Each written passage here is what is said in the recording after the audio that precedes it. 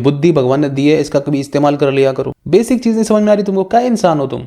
अगर तुम ये चीज नहीं सोच पा रहे हो तो जानवर से कम नहीं हो। फिर इंसान को बहुत अच्छे स्तर पर रखा है भगवान ने, और उस चीज को तुम घसीटते घसीटते जानवरों के लेवल पे ले आए। इससे अच्छे तो जानवर होते हैं, कम से कम वो एक दूसरे की रिस्पेक्ट करते हैं।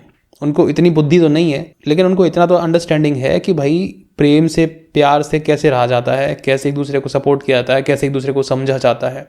ये चीज़ इंसानों के अंदर नहीं है। इंसान तो सबसे भयंकर भेड़िया बना हुआ है इस समय।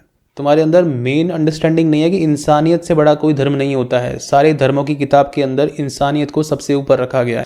अगर तुमने प्रेम को नहीं स्पेस दिया तो फिर एक्स्ट्रा मैरिटल अफेयर्स, हर तरह की चीज़ें होंगी समाज में, उसको तुम नहीं रोक सकते हो। किसी ने कुछ कह दिया, उसको ऐसे ही मत मान लिया करो, एनालाइज किया करो, उसके बाद कोई फैसला लिया करो। तुम इंसान हो, जानवर नहीं हो। हम सब कहीं ना कहीं ये सोचते हैं कि ब्राह्मण बड़े हैं, शूद्र छोटे हैं, लेकिन हम ये नहीं सोचते कि जो भी हवा में हम सांस ले रहे हैं, जो भी पानी हम पी रहे हैं, बेसिक नीड्स हम सबकी एक जैसी हैं, और इन सब के कारण से हम इंसान भी कहलाते हैं। और जब सबकी बेसिक नीड्स एक ही हैं तो फिर क्यों हम धर्म, जाति, कास्ट, इन सब में हम एक दूसरे से लड़ते रहते हैं? क्या आपको पता है कि अगर इस दुनिया में आप किसी को कुछ ना दो तो वो इंसान रुष्ट हो जाता है। ये बेसिक नेचर है। इसी कारण से क्या होता है कि हम जब किसी और को पसंद करते हैं और वो किसी और कास्ट या रीजन का होता है, तो जो चाहिए था वो जब मिलता नहीं है फिर लोग उसको पाने की कोशिश करते हैं। और इसी कारण से